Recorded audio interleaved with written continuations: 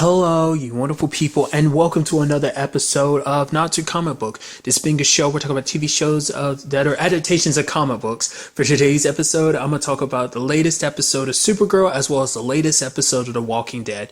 Like always, if I'm talking about something that you want to listen to, you can always look in the description down below. I go to time and I'll start talking about each of the respective shows. So, for example, if you want to hear what I say about this week's episode of Supergirl, you can skip to what I had to say about this week's episode of The Walking Dead. But first thing I'm going to talk about is this week's episode of Supergirl. Okay, so let's break everything down. We got more DEO agents kind of turning, and that's kind of saddening. And that leads to the Agent of Liberty getting his hands on some parasites from a different DEO facility. It's interesting because it's the desert DEO facility, considering it's funny because the original DEO facility in Season 1 was in the desert.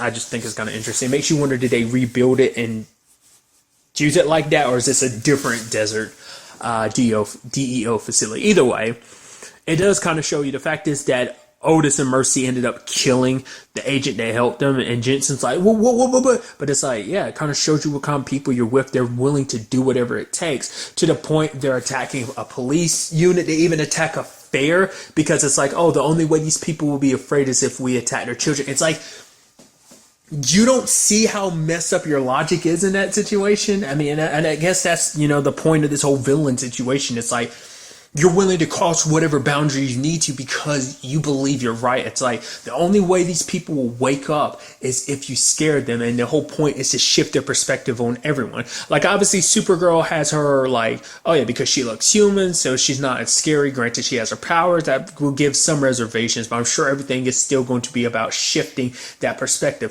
It's definitely going to be interesting because I'm going to skip ahead to it, but it never crossed my mind to think like, oh yeah, Kara's being affected the way she is. Never crossed my mind to think about the other Kara until I was like, right, I don't know why that never crossed my mind to even think about that, but it's like, yeah, she was affected too. So I'm sure that Kara situation is going to be the reason why things kind of take a turn for the worse for Kara in National City, like, because it's going to, I don't know. I'm curious to see what they ultimately do. Is like, it makes you wonder, are they setting up like is the first half of the season going to deal mainly with Agent of Liberty and then the second half deals with this other car, or are they like one and the same problem? I'm curious to see what they do with that,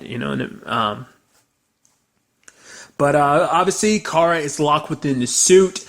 Interestingly enough, I think I brought that up before. I was like, I wasn't expecting that to be the storyline for her wearing that suit. It's like, no, it's because she literally can't take the suit off or she's going to die from the kryptonite. But because part of the suit's energy is always being used to filter out kryptonite, she doesn't have access to, the full-blown sunlight energy she would, so she's not fighting at full capacity.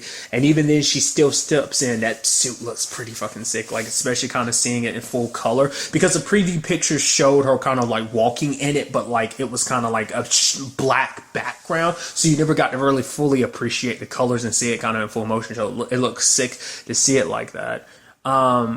What I thought was kind of an interesting thing about this episode is about everyone kind of getting their emotions a little in check. Because obviously Brainy's got his whole situation of he's kind of tearing up a little bit because he's upset because it's like Kara or Supergirl could be inside that suit forever, unless they find a way to fix the kryptonite situation, but they don't know how to. And he starts tearing up a little bit, and he's like, that kind of was unexpected. He's like, what? And Lena's looking at him, he's like, I'm not a robot. I'm a techno-organic. I have feelings. But Lena teaches him to kind of bottle it up in a box and kind of bury it deep, which you're at the same time like, kind of what Lena does, huh? Which isn't the most healthy thing to do, but I guess it's like when the time comes, you need to just kind of shut your feelings down so you can focus on just being a scientist and kind of look at things from a very analytical standpoint. Because if you got your emotions kind of flared all over the way, they'll cloud your judgment and cloud your thinking. And then on the other side, kind of along that lines, you have John and Alex suffering from that, because in Alex's case, she's kind of being a stickler for everything. It's like, oh, you got to follow the rules. She's getting pissed at Kara for kind of going off on her own, which is kind of like, that's kind of what Kara does anyway, because when the day needs saving, she's there to kind of help out no matter what. But like in her case, it's like everything's, you can see it's all kind of like bearing its weight on her because like she feels at fault for everything. It's like all the people that are leaving the DEO, Kara almost dying, Kara's life still being in danger. It's like, if it wasn't for me, if I was a better leader or whatever, maybe this situation wouldn't be happening. If I was John, none of this would happen under his leadership. But John kind of reassures us like, I made plenty of mistakes in my time, but the fact of the matter is all you got to do is trust your gut. But Alex, because even the president's coming down hard on her. What I think is so interesting is that like the president starts coming down hard on her and someone beside her kind of whispers to the president, and he kind of goes, "That'll be all, director." And he changes his tone. I'm like, what the hell was that about?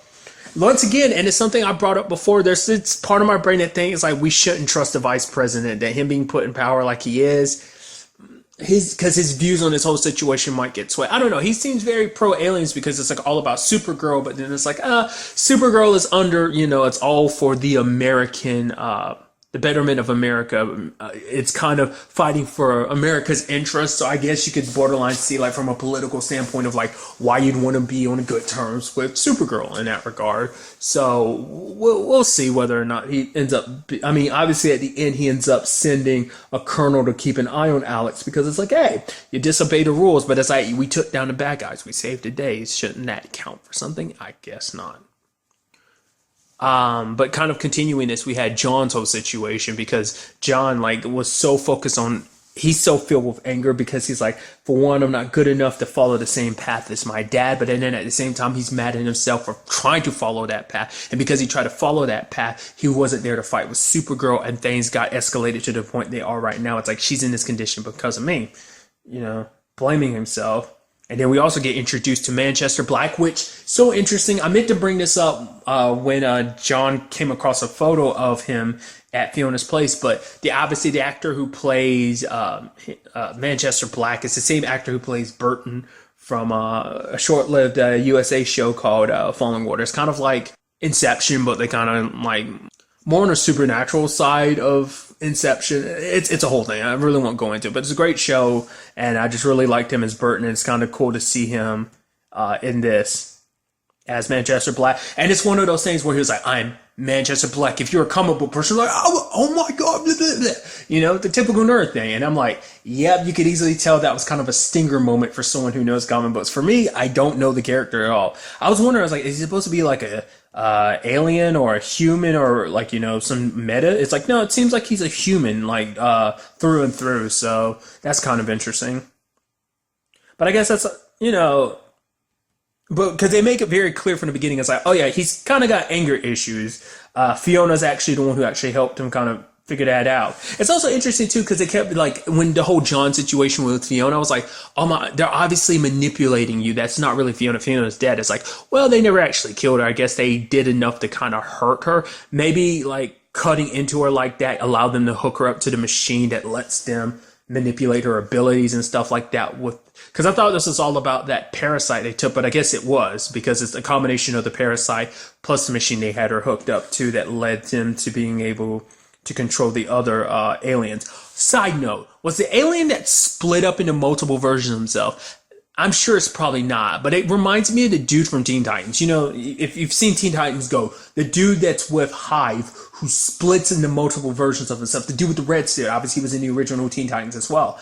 I think of that dude. I forgot what his name is. He has a specific name. I doubt it's that dude. I'm sure it's probably just kind of like, oh yeah, multiple people in the DC universe kind of have that ability of multiplying themselves like that. It immediately made me think of that, but it's most likely someone else. So then you also had kind of this other interesting thing where we had Nia talking to Jimmy about not going all full Guardian, which he shows up to help as Guardian anyway, because for her thought process is kind of like she had a feeling like, oh yeah, there might be something bad that's going to come about this, which immediately the fact is that happened made me go, Nia, I wonder is Nia a metahuman? Is that what her whole deal is going to be? Or is it secretly going to be the fact is that she is an alien? But I kind of feel like we might lean more towards the whole metahuman angle.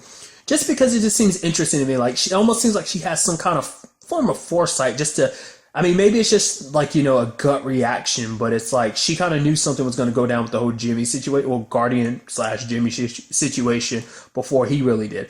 He kind of tried to justify yeah, heroes go full, charge ahead even when they know that things are probably going to be dangerous, because that's what makes them heroes. So I'm curious what that whole thing ended up being, whether or not there really is more to that or not. I was curious, like the moment Jimmy was like, oh yeah, there's no ramifications. I'm like, really? They made such a point that if you went back out, it's like, oh, and then the paper came. It's like, yeah, they're shifting the perspective and calling him the Guardian of Liberty, which is interesting. Which, hey, this might be enough to make the Agent of Liberty like reach out to Jimmy, and Jimmy might kind of do like an undercover thing. I feel like I referenced that for something else too.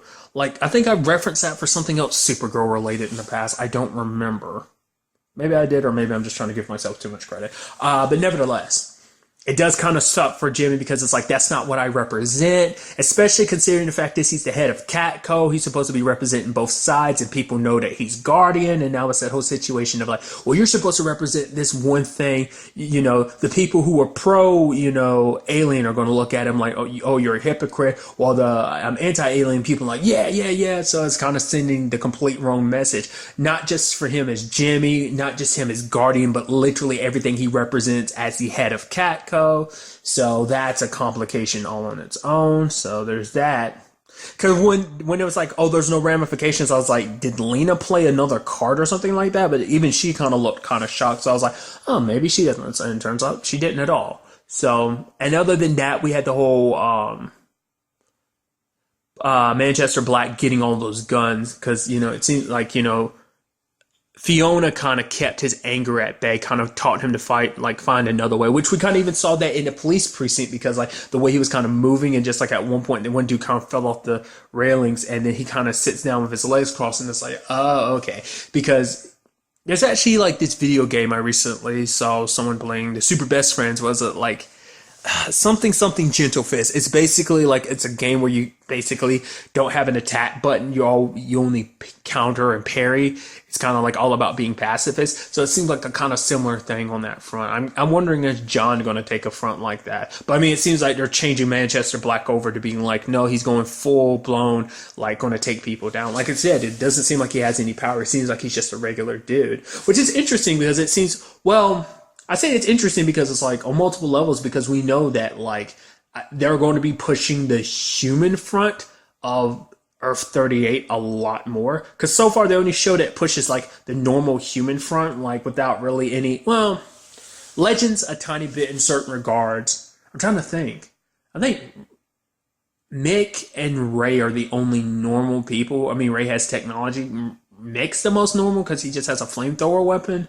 But then like Team Arrow's mainly normal people and stuff like that. So, but I mean, like, they're pushing more the vigilante front, especially the whole Batwoman situation that's coming up,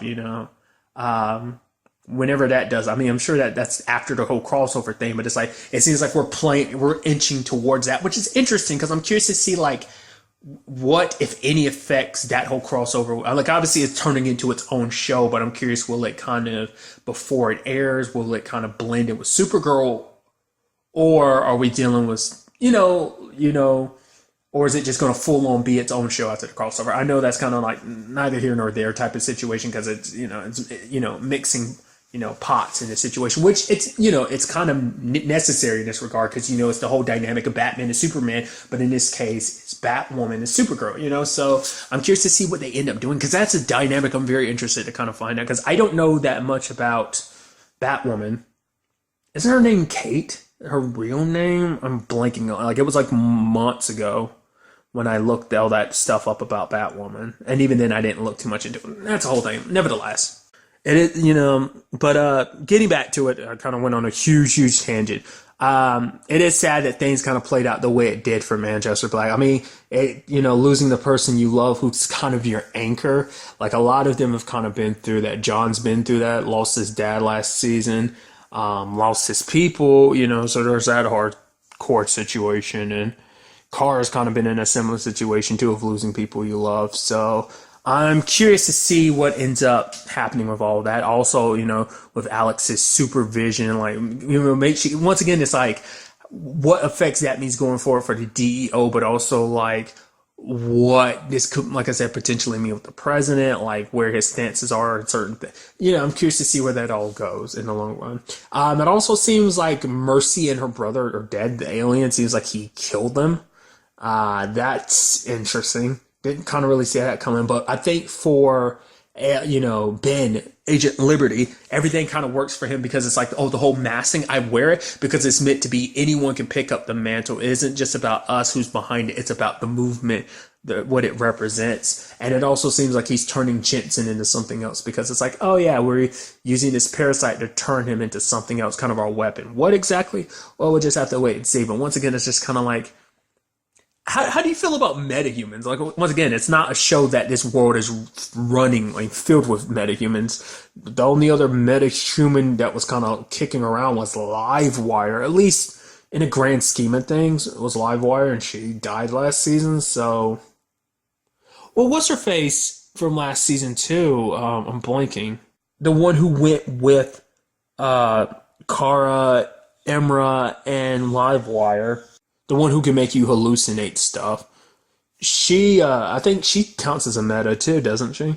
Yeah. So, I mean, like I said, there's still some, but obviously this is, once again, for one, this is a season focusing on aliens, but I do wonder what they feel about metahumans too, because a metahuman might be the closest thing to like, oh, humans would, I wonder would they still have that distinction or not. I mean, who knows? Either way, like I said, I'm very interested to see what the next episode has in store for us with all of that. And now moving on to this week's episode of The Walking Dead. A great episode. A lot of stuff went down in this episode we got to break down. First of all, we have Maggie. You can definitely tell Maggie had like major anger issue built up this episode because when the lady who's with her from the kingdom is just looking at her bashing in one walker's head, it's just over and over, boom, boom, boom, and you see just the anger in her face. And I guess that's the kind of supposed to be, obviously it's meant to be drawn towards Negan, but I think it's also the same aspect of just kind of like being reminiscent of like how Negan killed people, in particular Abraham and Glenn. And once again, this is something I talked about in season 7, that I kind of got the feeling that Negan would never kill another person like that. And he is yet to do that. Just once again, I talk about it because I just thought like from a storytelling perspective, it'd probably be scarier because you never know when he's going to pop out Lucille, but he's never killed another person like he did Abraham and Glenn. But once again, it's also because The Walking Dead kind of caught a lot of flack, even though that was them being super true to the comic book. I think it's just more so like for TV, it was super ultra violent. So that's probably another reason why it's kind of like, we got away with it one time, doing it again, we'll probably catch even more flack. So maybe that was always kind of my other justification for probably why we've never seen it happen again. But nevertheless, even the fact is that Maggie wipes it off later on, but then it comes down to the whole like confrontation between her and Michonne. Because it's like, if it was Rick, would you really be standing here and like, would we be in a different situation if it was actually Rick? The fact of the matter is, like, she's like, I'm not doing this, I'm doing this for me, for Glenn, for everyone, because of Rick made a choice on his own to say, let Negan live. And it's like, he shouldn't have done that. And now, because for Maggie, it's like, I can't just go and just be okay. I have been living with this anger for a year and a half. The fact of the matter is she tried to follow by Rick's rules, but it just wasn't enough for her. Because the fact of the matter is, like, she was promised a dead Negan, and the fact of the matter is he lives, and that just has grown in her the entire time. Because it's like, it's not fair. I need justice for my husband. So Michonne gives her the keys, because even Michonne's like, honestly, I don't know how to help you with your situation. She knew no matter what, it isn't fair. And I think at least she's giving Maggie the choice that Rick kind of didn't give her the chance last season. So she hands her the keys and goes in, and she sees Negan for who he is. Like, Negan's trying to talk all this smack of like, oh yeah, like when I bashed in, what was his name again? Your old man's, because she even said his name was Glenn, and he was doing that just to agitate her even more. But then when she looks at him, he's so frail and broken.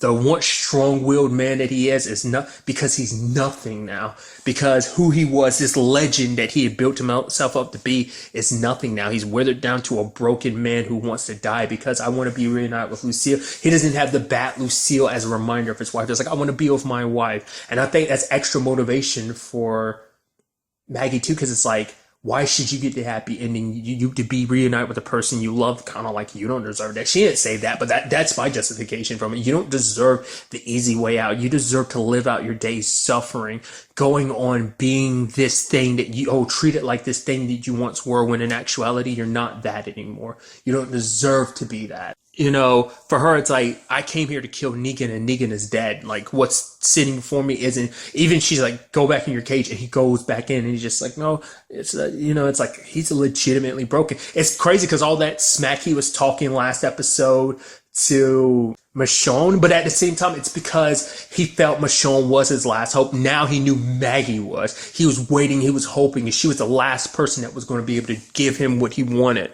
He wanted to pretend like everything was all A-okay because he wanted an out this entire time. And Rick wouldn't give it to him because he's like, oh, Rick's too much of a punk to give it to me. Michonne, she's the fighter. She might be able to give it to me, but she didn't.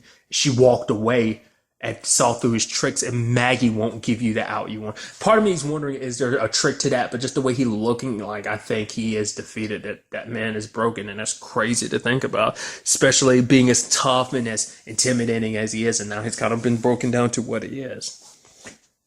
That's one side of things. On the other side of things, we have Rick's struggle. Now, that was a crazy set of circumstances, of just like seeing him keep going. Literally, rebar went through him, and he's pulling himself up with a belt onto other rebar, yanking himself off, keep getting on a horse and moving forward, passing out. And a trip down memory lane. First, there was a confrontation with himself. I guess it's supposed to be reminiscent of him back at the beginning of the series when he woke up in the hospital during the whole everything that happened. And it's like, wake up. It's time to wake up, asshole, or something like that. He was telling himself. And then trip down memory lane, he comes across Shane. And it's kind of interesting because there's a whole Shane and him kind of talking shit with each other. And it's like, wow, this is really happening. And they're kind of laughing. And then there's the whole thing about Judith. And I was like, right. It's been so long since I saw the earlier seasons. I was like, right. I completely forgot there was that whole thing about whether Judith was actually Rick's or not, which I'm assuming she is. But he was like, oh, does she have my, does she have my eyes or something? It's like, yeah, at least she doesn't have your nose or something. They're laughing back and forth. He's kind of like, you're an asshole.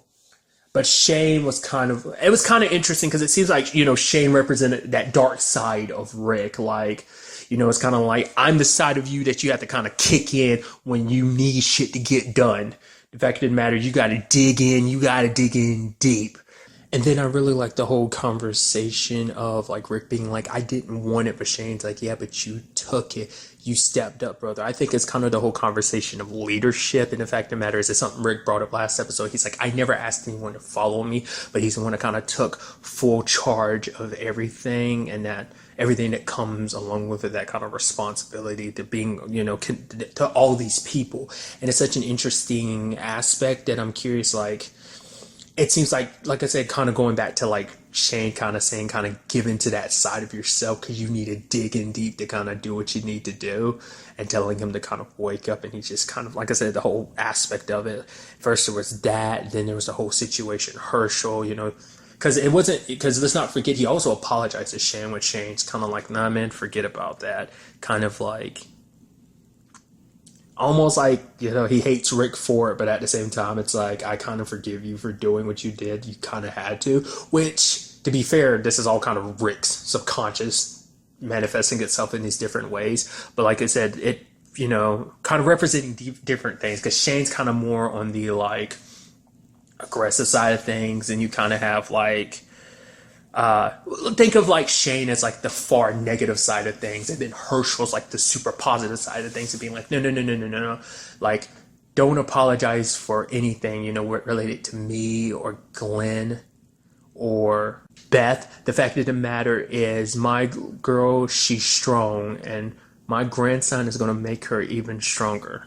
Because let's not forget too, and I think that's kind of an interesting aspect, and it's something I think I've brought up in past seasons, was like the whole aspect of like what Herschel wanted. That day that the Gov killed him, you saw the look on his face when he saw that compromise, like that Rick was trying to have with him. He saw that Rick was trying to take that step forward. Ever since, like, he's always tried to keep going and try to follow what Herschel would want him to, but it hasn't always been the easiest thing, and he's kind of faltered. But and the whole while he's kind of searching for his family. And then the next step one with all of this is Sasha, which I guess Sasha kind of represents the middle, the medium. It's like all the people he cares about, all the people he's fighting for, dead at his feet. She basically gives him the perspective of it's not just about one person. Like, you played your part much like I played my part, and like anyone that played their part before us. That they gave us the strength to do what we needed to do for others, and those others drew strength for us. It's kind of like saying that we feed off of each other, when it comes to this whole situation, that we change each other, help each other, make each other better. Kind of saying that, even with one life ending, that's not the end. There are little things and maybe some lives here and there, but like, I think symbolizing everything that they've built, because you always are carried on through the next person that you've inspired and helped grow, and they will build and they will grow. It doesn't end with just you. It is not the end of everything. Everything doesn't end.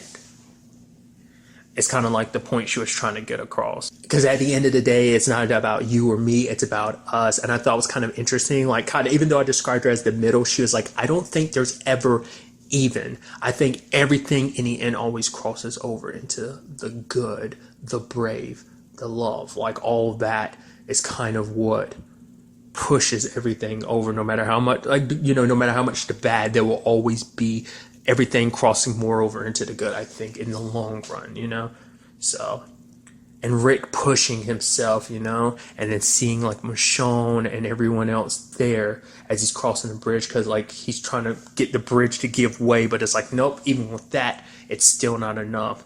And then it turns to the whole situation of like, he's seeing Michonne, and she's like, why I fell in love with you? Because you're a fighter, you never give up, fight. And then when the time comes, everyone shows up and is trying to help him. You see Daryl kind of giving him covering fire, but he's telling them not to do it. Rick, with his trusted gun, shoots the dynamite that's on the bridge, and it blows up, taking out all the walkers, and it devastates everybody. Michonne, is being pulled back by Maggie and Carol and Daryl, because I think no matter what, Daryl's going to blame himself, because it's like, yeah, I put Rick in that position. And it's just like, no, like, Rick played the part he needed to play. Granted, at that point, I was like, is he dead? And then we see him kind of get washed up. And then there's the whole situation. I had a feeling, because, like, it's like, okay, she needed an A. When that whole, like, situation with Anne was playing out, I was like, Rick is going to be her A, isn't it? That's how his story's going to play out. Obviously, I'll get to that in a second. But then she changes her mind when she sees what he did at the bridge, and the fact of the matter is everyone thinks he's dead. And I think seeing Rick like that and seeing what he sacrificed and killed all those walkers, I think that kind of made her go like, no. Like, kind of what Gabriel was trying to tell her last episode. I think it kind of gave her a different perspective. So what she ultimately does is says, no, I don't have an A, I have a B, which then I guess... once again, I keep changing my mind every couple episodes about what these A and B's actually mean. In the long run, I'm guessing like maybe like A's and B's do kind of mean what I mean, but like to make it so that they don't like do whatever they do with A's to Rick, to kind of make sure he just gets the proper. It's like, oh no, he's not anyone like important or special. Does he's just a regular dude, a B? Then maybe that's what Anne was suggesting. But for her, it's like, he helped me out. Now I got to at least do the same thing. He kind of saved me when I was kind of at my lowest point, even when he didn't have to, like, and offered and extended a hand and kind of brought me in. Because like that was the thing. Anne felt like she kind of had no choice and nowhere else to go back to. But it's like, this is the least I can do. So we see Rick being pulled off there.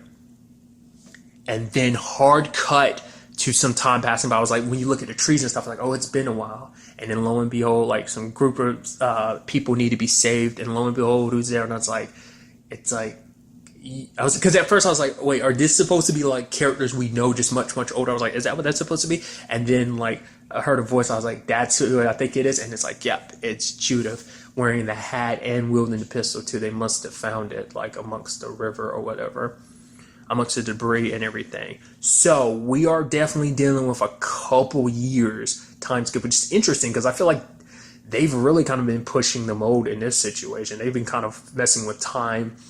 In the grand scheme of things, like obviously at this point, I feel like it's time to talk about what the big thing is I didn't really want to talk about just because I was like, I didn't know how they were going to handle this whole situation. And that is Rick Grimes. Obviously, the actor who plays Rick, Andrew Lincoln, is leaving the show. So that begs the question of like, okay, what are they going to do about that situation, which is interesting. Because I mean, obviously, comic book wise, at least to my knowledge, last time I checked, to be fair, I'm not well versed in the comic books. I'm not completely up to date with everything in the comic books, but Rick is still alive and well. But to be fair, they did the same thing with Carl, which is like, man, that family is dwindling down to nothing. Literally, Judith's the only one that's left from that original family now. But nevertheless, it's kind of interesting because, like, if I remember correctly, I think it was like Ryan from Achievement Hunter had talked about like during like a Let's Watch or something, like how messed up Rick gets in the comic books, which I've never actually seen how banged up he gets. I'm wondering in some shape or form will this kind of tie in. The thing is, a big thing I was wondering is like, does this mean that Rick is exiting the story here? Because I heard the final episodes and stuff like that, so I was like, is it going to be the mid-season finale or is it going to be like the season finale where everything goes down? I mean, to be fair, he could still circle back around, but as you can see, it's been a couple years and everyone's under the impression that Rick's dead, so this might be his exit from the story. But I think it's like it's his exit, but it's also the opportunity to keep the character around to still do stuff with potentially in the future.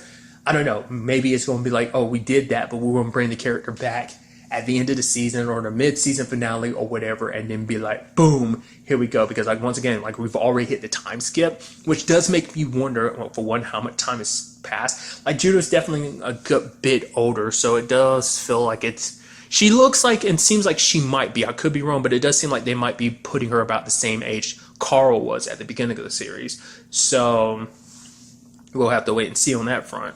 But obviously wearing the hat and everything too, like her dad and her brother, and wielding the gun too, is very like befitting, you know. So I'm curious to see where all this kind of stacks up, like, you know, what that whole Anne situation ends up being, if that's going to circle back into the story or not. Because once again, I talked about this before, that there were some people that were talking about like, oh, this season's main antagonist might be their favorite. It's kind of something I saw circulating when the trailers for this season dropped. Now, I think I remember seeing trailers with this group of people, so they might be connected to that. Maybe it has something to do with that whole Anne situation. I don't know. I'm curious to see whether or not they do flip back and forth between like, whether they kind of do like,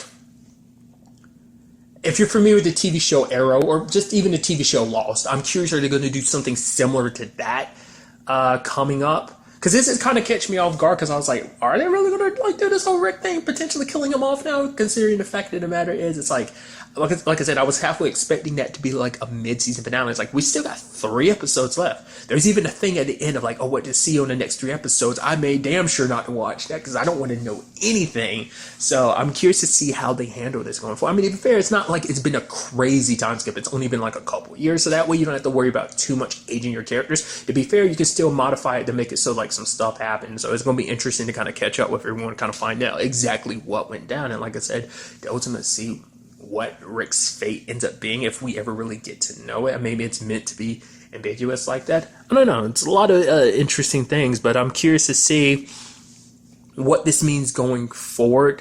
Like, because it seems like they're kind of setting Michonne up to kind of be the one who takes center stage, but at the same time, I think it's kind of interesting because, like, I guess you can honestly say the show has kind of always been from Rick's perspective to a certain extent. I mean, which is kind of crazy to say considering the fact is there were plenty of points in season 4 because obviously, like, everyone split up after the prison incident with the governor. So, like, you got different people's perspectives and stuff like that. So, I think it's hard to say that was all from Rick's perspective, but I feel like most of the story is told from, I think even the comic books potentially told from his perspective. I guess you make the argument it's kind of told from a third person perspective, but obviously it mainly follows Rick's, but I mean follow Rick. But I think that concept of like what we experienced this episode, Rick's experienced this episode, it kind of paved the way, because it's like with me going, the fact of the matter is I played my part and I set everything up. Everyone is ready to kind of go forward. So I think it's not just going to be like, oh, we're going to follow Judith or Michonne. I think it is a fact of the matter is that we follow these little pieces in this grand puzzle, essentially. I think that everyone makes up a little piece of that grand puzzle. And it's just more about the us and not just the Michonne or just the Maggie or just the Carol or Daryl or Ezekiel. That's my process on it. Like I said, ultimately we'll kind of have to wait and see how the rest of the season, the rest of this half of the season kind of flows, and even eventually the rest of the season, the second half of the season kind of flows to kind of really get a feel for everything. Because the question then becomes like, after this situation, what happened to everyone? I mean, we never really got fully like what went down after like the saviors showed up and kind of started. Like we saw a few people straggling behind. I guess if you paid enough attention, you'd be like, oh, though this person and this person, those are people from the other groups, or that those people were from the sanctuary. I don't know. It's kind of interesting, but like I said, I'm interested to see where everything ends up being in that front, whether or not this situation with Rick has brought them closer together, or whether there's still a divide against the group. Once again, we would just have to wait and see what the next episodes have in store for us in this first half of the season. But really, that's all I want to talk about. So the next time we meet, be happy, be safe, live life to the fullest, and enjoy it. Good day and goodbye.